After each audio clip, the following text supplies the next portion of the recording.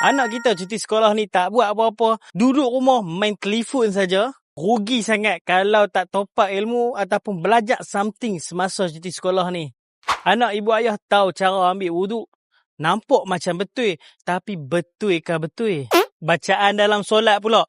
Baca Al-Fatihah. Dengar macam betul. Tapi betul-kah betul? Sebab itulah kami Pusat Pembelajaran Akhirah Perlis wujudkan satu kem ibadah, iaitu kem Cinta Ibadah sempena cuti sekolah nanti. Apa yang mereka akan belajar? Antaranya mereka akan belajar cara wuduk yang betul. Bukan hanya tengok gambar dan juga teori saja, mereka akan praktikal cara wuduk dengan fasilitator yang berpengalaman akan tunjuk daripada A sampai Z untuk praktikal wuduk.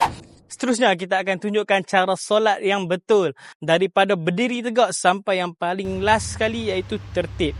Seterusnya, kita akan pelajari rukun qauli, fi'li dan qalbi dalam semayang. Lepas tu, ada juga tasmik bacaan dalam solat.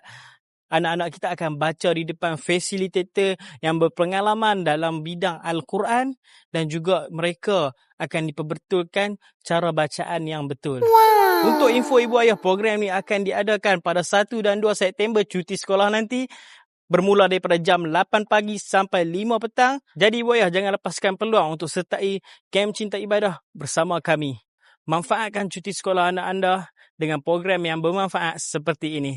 Daftar segera sebab slot tinggal lagi 10 orang sahaja. Boleh hubungi nombor tertera dekat bawah.